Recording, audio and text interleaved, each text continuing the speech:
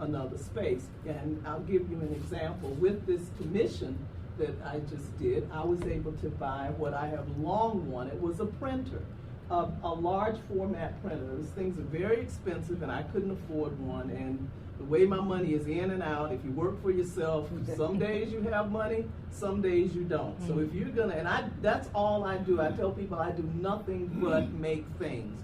That's my whole world. But, you know, so you have lean times and there are times of abundance. But I knew if I got this printer that I would be able to expand my business and my brand to sell more things to a bigger part of the public, and I would have the tool that I would need to go into communities to create these large format, you know, these large scale artworks on my own, in my own space, and I wouldn't have to pay an outside person to do that. So you gather these tools as you go along, as you're working through this system, you start to pull these things in. So now I have several other tools, because that's all I did, I bought nothing but tools. Yeah. So, you know, that's a way of moving in and out, or moving through this world, and surviving. It is about survival, but I think that the key is to look inside and figure out what it is that drives you, what it is that you're passionate about whenever you think about art and art making. Did you have a question, sir? I saw you had raised your hand there. As a writer, as a black and girl writer, and subject matter sometimes that I don't know if the whole world wants to read, I sometimes wonder, here's my question, I'll just put it this way. How many of you ever considered, in terms of your art, about the audience, have you struggled with the idea of passing, where you're George Eliot, you know, and your real name is something else, you know, you've got a pseudonym, or you're trying to kind of, they'll find out too late, you know, this kind of thing. The marketing, I think about that as a writer. I don't want my stories to be in the African American section. I don't want kente cloth on the cover. I don't want things like, this is not to disparage those writers, but I don't want trying to go into, you know, that's not what I'm writing. I want to be widely read, and I want to have a particularity I'm interested in. So I'm interested as, you know, I'm saying this is a black male feminist and a gay male writing. I don't want to be pigeonholed by any of that. And years ago, Toni Morrison had written something about being a writer, and she said that it was something I think someone had, Emily Dickinson, she said it was her specificity as a woman that made her who she was. And Toni said, my specificity as black and female makes my work, and this is where the universal comes from. But I still think that's a struggle. That you know your particularity kind of is what's going to make you, but at the same time, it's the thing that can make people not even bother to look at you. So how do you all deal with that, you know, as women artists? Well, as someone who is in a lot of women artist groups, you know, certainly we would rather be known just as artists than women artists, but sometimes you need to go into that identity. And I've been in women's art shows, I have been in mixed shows, and mixed groups, but now my fantasy was I would hire a young actress, a young, attractive actress, to take my name, because, you know, I think she would get a lot further with my work and her body. But that's just... But I mean, I think one of the things that happens when you do that, and I think you and I mean, I've got as much silver as you. But I don't even, I mean, that is not, I don't see that as something that I have to deal with, because here again, finding niches, finding ways of, what I sought was to find ways how I could engage people on a generational level, intergenerationally, so that my work is informed by all generations. And that's one of the things, from the littlest 2-year-olds on up to 100. I always say I work with people 2 to 102.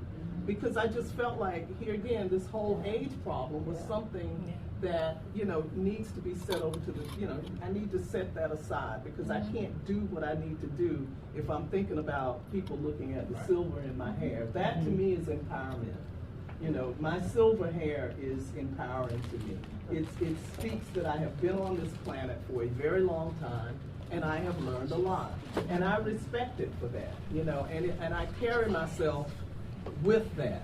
Okay, so whenever I step into a room, I know that the first thing people are going to look at is that silver. But to me, it's empowering to me, and I use it as a source of power. It's like my stick, you know. I know that I'm going to get a certain degree of respect because I do have silver, because I am, as I call a silver-haired teenager. You know, that's kind of my attitude. Yeah, I think that for me, having come out of the women's movement and also being a founder in a women's art community here in Atlanta, that and also I'm a member of the Women's Caucus for Art. I think that there's an important place for personal empowerment and our viewpoint always from ourselves. But when we're marginalized people, we have to have a place where we come together and make it safe to say, I'm a woman artist, I am African American, I'm a lesbian, I am an elder, that it's out of that space that we got, the freedom we got. And it's interesting you have that fantasy, Anne, because there was a woman in the 80s, Howardina Kendall, who was the curator of Museum of Modern Art's prints. She was going around to all the galleries in New York, and she should have gotten in because her work was already recognized in a lot of with her peers in other places. But she was being turned down everywhere. So she hired a white guy, went around with a resume that said Howard Pendell, same work, same artwork, and got in one of the best galleries in New York. You know, so at some level we have to be able to come together around these oppressions and these biases, and still, my fantasy would be there'd be a day we wouldn't even think about what sex are you drawn to, what is your preference, because it would just be a continuum. Right. You wouldn't be seeing women art and men art or male art or any of this. You know, even the discrimination against elders. You know, and there is that. Because the other thing, besides being an artist, I'm a social worker, and I did an internship here at Emory, and I went back to school a little bit older, not that much older, like in my mid-40s. Wasn't like I was ancient. And like you're. we were doing a training in one of the units, and they were describing the treatment that these patients were going to be having, while all of the other people who were in the internship with me were about 15 to 20 years younger. And I was completely invisible.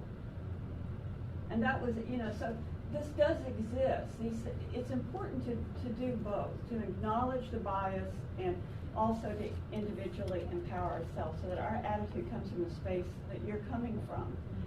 But if we don't do that, then there's a way that it fuels the prejudice, because it does exist. There's one of the things I wanted to know of the women on the panel who are African American, and I was thinking about this thing with Howardina Pendell, is do you see also that extra layer?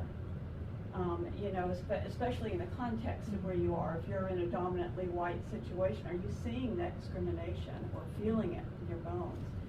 It's like to act like we feel so empowered that we don't feel it is going to continue to perpetuate it, because it's there. That we have ways to go on women's rights and African American rights and gay and lesbians, although we're making such headway. But I went all the way through undergraduate and graduate school in art, and there was never a woman professor in the fine arts. There wasn't crafts and in art education, but not in fine arts. So it's very exciting to me to see these panels, and I went to the last one that Artist King put on too, to see women up here and artists organizing. I feel like that our collective organizing is always where our power is. I would like to, but before we go on, I just want to introduce our final panelist. I came all the way from New York for you. Yes, thank you.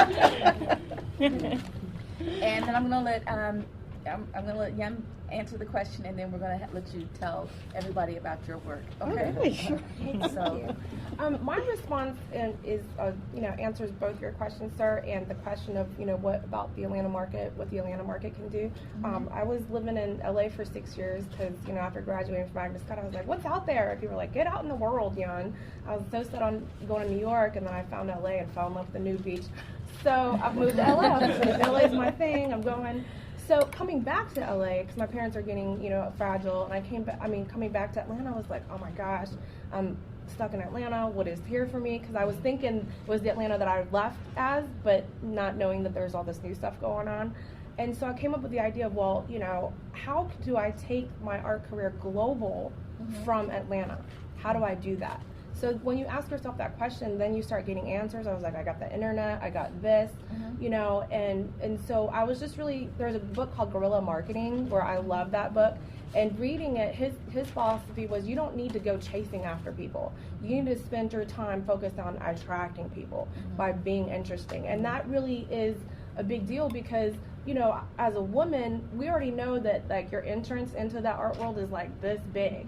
So, but everybody's trying to go through this one little, thing into art world. But, you watch, Exit Through the Gift Shop, and there's so many other ways you can get into the art world. And so for last 5 or 6 years, I've been really just struggling with getting that, switching over to the business model, getting the right team together for that business model. And so from Atlanta, it ties in with us as women and who we are as, as artists.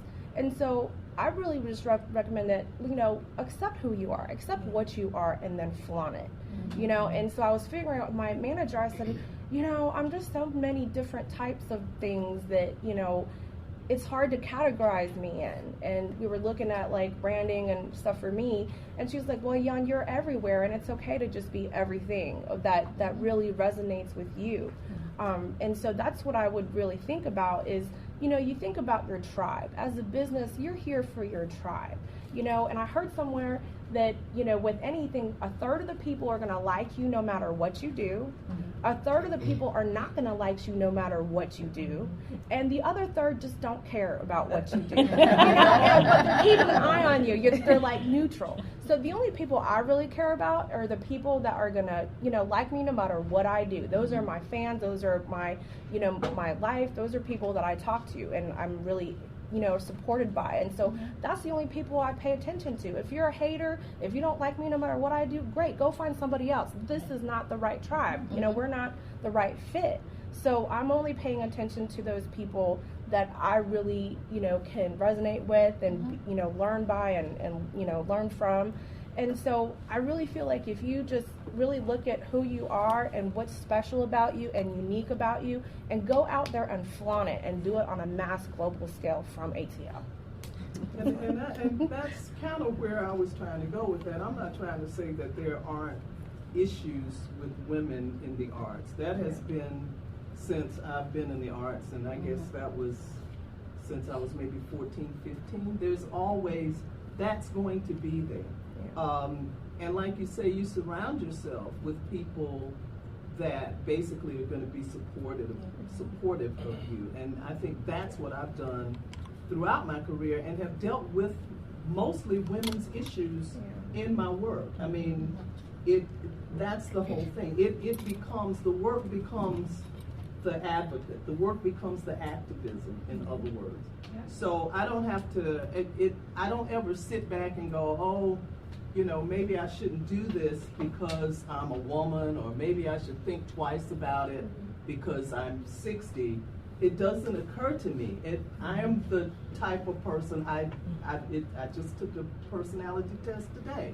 And it basically just said that I go for it. And if I get knocked down, I brush myself off and get back up.